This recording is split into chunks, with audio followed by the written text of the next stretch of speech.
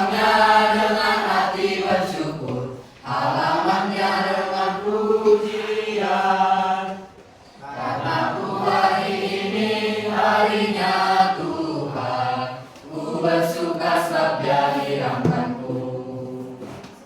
Dia dirahmkanku, oh Dia dirahmkanku, ku bersuka sebab Dia dirahmkanku. Dia dirahmkanku, oh Dia dirahmkanku, ku bersuka sebab Dia dirahmkanku. Kita satu dalam doa. Bapa dalam surga, terima kasih atas kegiatan Tuhan dalam kehidupan kami, sehingga pada siang hari Tuhan Yesus kami dapat melaksanakan kegiatan kami, setiap pembelajaran kami Tuhan itu bukan karena Kau hebat kami dalam kegiatan Tuhan yang senantiasa bagi kehidupan kami. Terima kasih Tuhan, sebentar kami akan merenungkan sebagai dari firman-Mu, kiranya Roh Kudus-Mu yang berotoritas di dalam kehidupan kami. Terima kasih Bapa, kami serahkan waktu ini dalam kasihan-Mu dalam Kristus Yesus, kami berdoa dan mengucap syukur. Haleluya, amin. Oke teman-teman, sudah lama ya saya tidak ke sini. Masih ingat kan sama saya? Nah, siapa namaku? Oke, nah di sini kita akan membahas kasih tanpa syarat dalam Roma 5 ayat 8. Nah, kemarin-kemarin kan sudah kita lihat bagaimana kasih Kristus kepada kehidupan kita. Tidak ada syarat ya kan, kita namanya kemarin juga pernah sudah sempat kita bahas, itu kasih. Kasih apa kasih Kristus kemarin? Ya, kasih agape. Oke, kita akan masuk ke Roma 5 ayat 8. Oke, ayo kita baca sama-sama 1, 2, 3, ya. Namun Allah menunjukkan kasih-Nya kepada kita dalam hal ini, ketika kita masih berdosa, Kristus telah mati untuk kita. Nah, aku lihat teman-teman, di sini Kristus menebus kita karena kita masih berdosa. Nah, pernahkah kita merasa gitu kan, terkadang dalam relasi kita merasa aku kurang cukup baik ya, aku kurang ini ya, kalau aku kayak gini orang menjauh ya. Saya pernah merasakan hal seperti itu, insecure, itu istilahnya insecure, kayaknya aku gak layak deh begitu. Enggak ada yang pernah merasakan? Wah, luar biasa ya. Nah, di sini kita mungkin merasa mungkin dulu sebelum kita mengenal Kristus, mungkin kita merasa yang masuk ke surga itu harus pintar, harus cantik, harus aktif di gereja, harus punya prestasi. Siapa pernah merasa seperti itu? Atau berpikiran kayak gitu? Kalau aku nanti nggak rajin ke gereja, nggak masuk ke surga. Siapa pernah? Ayo jujur. Aku aja pernah dulu seperti itu. Kalau nggak rajin ke gereja, nanti masuk neraka. Nah, itulah dulu pemikiran saya sebelum saya mengenal Kristus. Nah, di sini teman-teman, Tuhan mengasihi kita di titik terburuk kita. Nah, yang pertama, Kristus telah mati untuk kita ketika kita masih berdosa. Oke, siapa yang bisa membaca? Bahwa Tuhan akan mengasihi setelah mereka berubah. Padahal sebenarnya Injil adalah Tuhan sudah mengasihi kita terlebih dahulu. Bahkan sebelum kita berubah dan justru karena kasih itulah kita yang melakukan itu. Nah, ini teman-teman, setelah membaca ini, paham nggak dengan surat ini? Nah, di sini teman-teman, seperti tadi dijelaskan, kita itu ditebus Kristus bukan karena kita sudah bertobat, bukan karena kita sudah berbuat baik, bukan karena kita sudah mengenal Kristus, tetapi Kristus menebus kita di saat kita belum mengenal Dia. Nah, makanya dibilang di sini kasih tanpa syarat. Nah, ada nggak Tuhan Yesus menuntut kepada kita supaya kita ditebus? Seperti yang diperingati pada hari Paskah kemarin, ya kan? Disalibkan, dicambuk, dihina, dicaci maki, diludahi. Nah, karena siapa itu semua? Dia, karena kita semua yang berdosa. Nah, di situ Kristus menebus kita di saat kita nggak punya dosa atau saat kita berdosa. Nah, di saat kita berdosa, yang seperti yang di sini dikatakan, ketika kita masih berdosa. Nah, makanya di sini Kristus sudah menebus kita semua karena kasih-Nya yang begitu besar kepada kita semua. Dimana ketika kita masih berdosa, jangan berulang kali, jangan melawan tapi tetap melawan, jangan cabut tapi tetap cabut. Nah, ingatkan gurunya, jangan lagi bersama nanti ya bu, nanti besok tinggalin lagi. Nah, itu, jauh dari Tuhan. Pernah kita jauh dari Tuhan? Pernah. Nah, apakah kamu pernah yang jauh dari Tuhan? Apalagi di saat masa-masa terburuknya, apakah semua itu tak ada? Padahal, nah itulah yang dikasih supaya kita bagaimana? Kita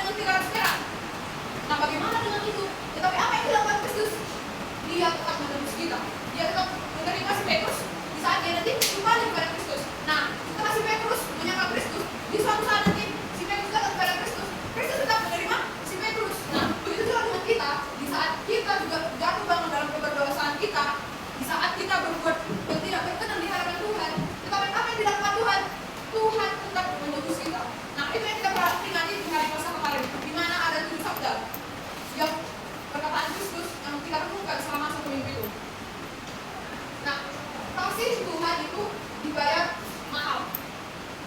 Kristus telah mati untuk kita. Siapa yang mati satu orang? Benar deh. Tuhan bukan sekedar kata-kata atau perkataan, tapi kami dibuktikan melalui pengabaran. Yesus tidak hanya berkata, "Aku mengasihi kamu," betul. Melainkan Dia datang memberikan dan mati bagi kita. Itu berarti Tuhan tahu kita berdosa, tahu semua kegagalan dan masalah kita. Namun tetap ingin untuk mengasihi dan kepada kita. Inilah kasih yang tidak sempurna, melainkan kasih yang mahal, kasih yang tidak berkorban. Banyak orang bisa berkata, "Aku sayang kamu," tetapi nanti orang tetap tinggal saat kita berada di titik tersebut. Namun Tuhan berbeda, Dia tidak pergi, justru Dia datang memberi kita. Nah, itu ya teman-teman, kasih Tuhan bukan sekadar kata-kata atau perasaan. Nah, bagaimana Kristus memperlihatkan kasihnya? Kristus itu tidak seperti manusia, aku mengasihimu, tapi apa yang dilakukan? Menusuk dari belakang. Aku mengasihimu, kau temanku, apa yang dilakukan? Orang digosipi juga di belakang. Nah, kau bestiku, tapi apa yang dilakukan? Diburuk-burukan tentang temannya. Tetapi di sini Kristus bukan hanya sekedar kata-kata, bukan hanya sekedar perasaan. Aku mengasihi kalian semua manusia berdosa. Nah, buktinya apa? Nah, Tuhan rela mati di kayu salib ya. Kristus mati di kayu salib. Karena apa? Karena kasihnya yang begitu besar kepada kita. Yesus tidak hanya berkata, "Aku mengasihi kamu. Aku mengasihi kamu." Dia bukan hanya sekedar berkata dari kata sana. Aku mengasihi kalian semua, bukan. Tetapi dia datang ke dunia. Bagaimana Allah memberikan anaknya yang tunggal. Nah, contohnya kita memiliki, kita dua nih bersaudara, kan? Dua bersaudara. Terus dibilang, jualah satu kakakmu itu. Jualah kakakmu itu. Nah, kalian rela nggak? Rela nggak? Ayo santai aja, bos, terlalu berantem lo. Rela nggak? Nah, terus kalau dibilang dari sini, "Oh, ayahmu, kita bukan terus ke sana, nggak usah sama kita." Kalian rela nggak? Nggak rela kan? Bagaimana orang yang kita kasih jauh dari kita? Pasti nggak kita rela kan? Bahkan kalau kalian punya pacar pun disuruh dia pergi jauh, nggak relanya kan? Oke, nah di sini begitu juga Allah di sini mengaruniakan anak yang tunggal. Nah, di mana Tuhan Yesus Kristus diutus Allah turun ke dunia untuk apa? Nah, itulah yang tadi untuk menebus kita. Nah, di sini juga relevansinya bagi kehidupan kita. Nah, banyak orang yang berkata, "Aku sayang kepada kamu, aku cinta kepada kamu," tetapi hanya sedikit yang bertahan. Nah, makanya ada kasih yang berubah-ubah seperti itu. Dimana mungkin saat ini dia mengasihi, nah dikhianati, hilang semua kasih itu kan? Siapa di sini mengasihi musuhnya? Nggak ada. Susah ya untuk mengasihi musuh. Tetapi Kristus di sini apa yang dilakukan? Dia tetap bertahan. Dia tetap setia kepada kita. Tapi kita yang setia kepada Kristus, kita meninggalkan Kristus. Pas nanti disuruh pergi beribadah, apa yang dilakukan? Main handphone, main game di gereja. Itu kan yang disebut anak-anak yang sudah ditebus Kristus? Tidak. Nah, kasih tanpa syarat itu tidak membiarkan kita tetap sama. Kasih tanpa syarat bukan berarti kita bebas hidup sesuka hati kita. Justru ketika seorang benar-benar menyadari, aku dikasihi walaupun aku seperti ini, hatinya mulai berubah. Nah, di sini menjelaskan, kalau kita sudah sadar kita ini sudah di Kristus, apakah kita masih hidup dengan orang yang lama? Maksudnya sikap-sikap kita yang lama, sikap-sikap buruk yang kita yang lama? Apakah kita masih memelihara dosa-dosa kesayangan kita? Siapa di sini punya dosa kesayangan? Kakak, dosa kesayangan kakak itu adalah malas. Nah, siapa di sini punya dosa kesayangan? Apakah itu masih akan dipelihara? Nah, banyak sekali ya orang-orang yang sudah ditutup. Aku percaya Kak sama Kristus, aku percaya Kak sama Kristus bahwa dia terus selamat itu. Tetapi apa yang dilakukan? Tidak mencerminkan dari sikapnya itu. Bagaimana respon kita terhadap pengorbanan Kristus? Ayo, hidup dalam kasih itu bagaimana? Bagaimana kita merespon? Bagaimana penebusan Kristus itu kepada kita? Bagaimana pengorbanan Kristus kepada kehidupan kita? Bagaimana respon kita? Ayo. Ayo ngomong. Tuhan jangan mendadak sekali.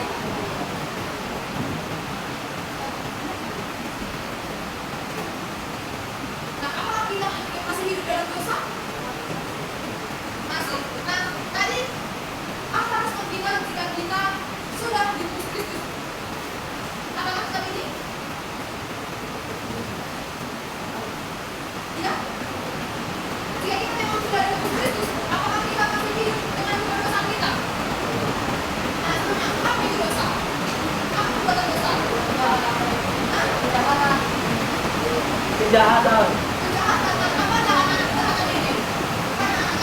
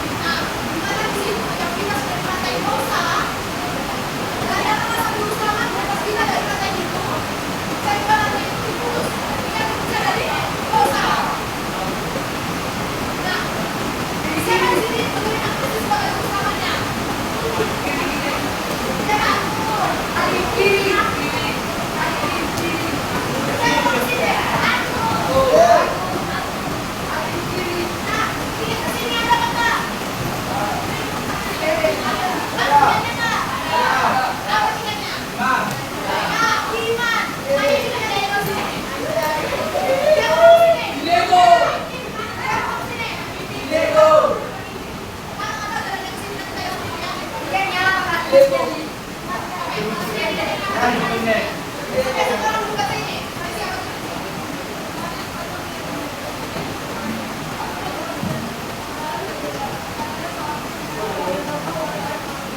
Nah, kemudian teman-teman, aku katanya seperti itu. Akulah jalan kebenaran dan hidup. Tidak salah pun. Katakan kepada bangsa tidak melalui aku. Nah, inilah yang disebutkan kalau kita mau masuk ke surga, apa? Melalui Tuhan Yesus Kristus, melalui apa? Iman dan kepercayaan kita kepada Kristus. Nah, jika kita sudah percaya kepada Kristus, apa yang kita lakukan? Apakah kita masih masuk ke dalam ruangan ini? Atau kita sudah bisa ke ruangan ini? Ya. Masuk ke ruangan ini. Saya. Yakin. Yang masih hidup dalam sini. Oke, teman-teman. Jika kita sudah dikudus Kristus, kita harus mengalami perubahan.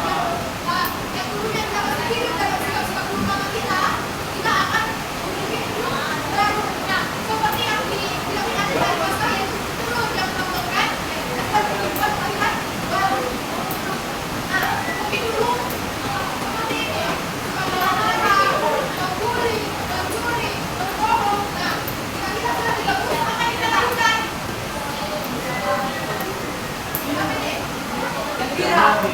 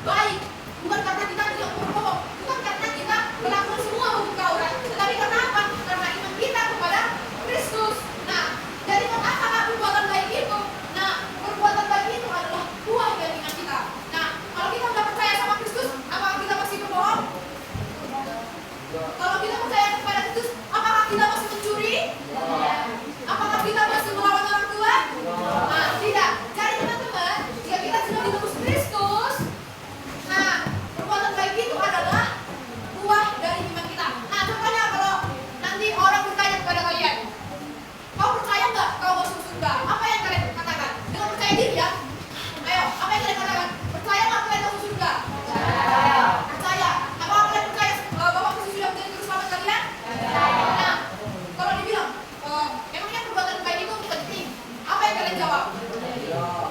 Penting. Penting kita sebagai apa tadi Kakak bilang? Sebagai buah dari iman kita. Begitu ya teman-teman. Nah, kalau Kristus nanti bertanya, nanti kan kita akan menghadapi penghakiman yang kedua kali, di mana di pengakuan iman Rasul itu kata apa?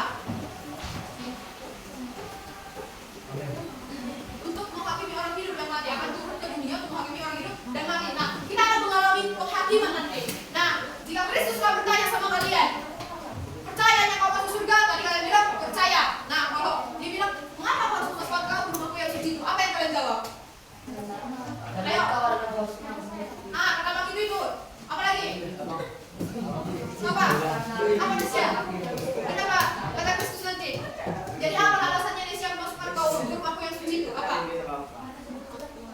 Apa yang menjawab? Aku jawab bukan seperti itu gitu. Apa bang? Yang betul orange? Orange kan? Apa? Kalau bukan yang betul orange. Jadi kalau kau apa mau masuk ke surga, apa alasannya kalau kau mau masuk ke surga? Dan aku bilang aku harus masuk ke surga. Apa ya? Kamu jawab. Mati itu tenang. Nah, di surga itu kan kita benar ya. Apa namanya menerima kehidupan kekal. Kalau nanti ada depan itu yang dikatakan tadi di neraka. Nah, jadi ya teman-teman. Oke. Jika Kristus nanti bertanya kepada kita, nah kenapa kita harus dimasukkan ke rumah yang suci? Apa ya? Nah, jawabannya adalah karena Tuhan Yesus sudah turun ke dunia untuk menebus dosa kami dan aku sudah diselamatkan. Kita sudah ditebuskan oleh darah Yesus. Nah, oke coba diucapkan sekali lagi para teman ya. Apa alasan kamu harus memasukkan ke dalam surga? Satu, dua, tiga ya.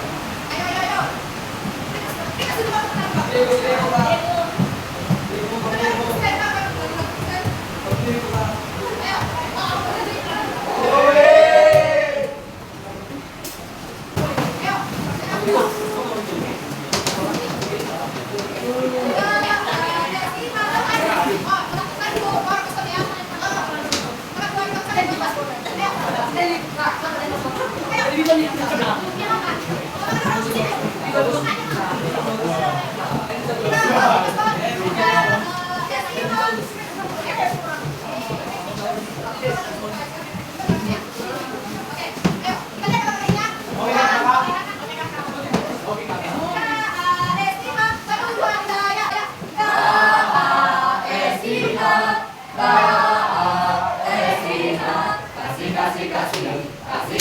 Oke,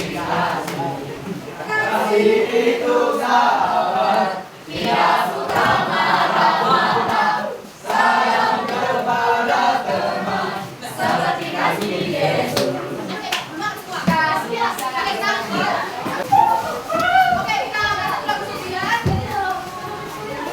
Bertemu dalam kasihnya. Terus lagunya kan?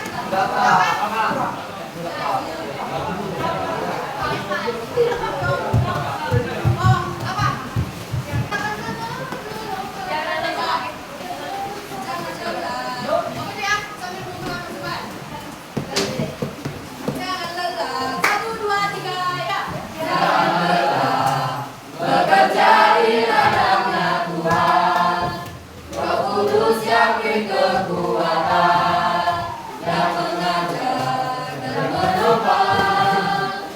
Jangan lelah, bekerja bersamamu Tuhan, yang selalu mencukupkan atas segalanya. Ratakan tanah bergelombang, timbulah tanah yang berubah. Menjadi siap di bawahmu, di atas dasar iman. Ratakan tanah bergelombang, timbulah tanah yang berubah. Menjadi siap di bawahmu, di atas dasar iman. Kita dalam doa. Mari kita ada kita bersyukur. Yang lain yang belum pakai yang teman. Oke, kita dalam doa. Terus kita mulai.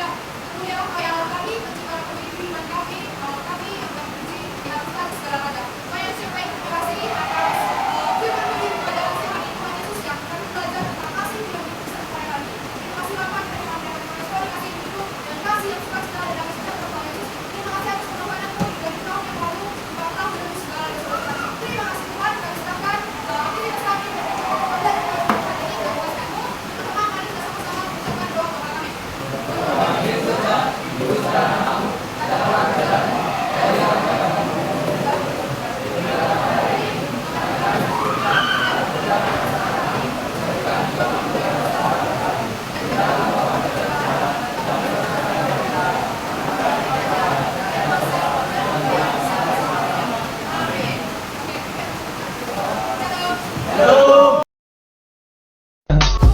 I just had to let you know you're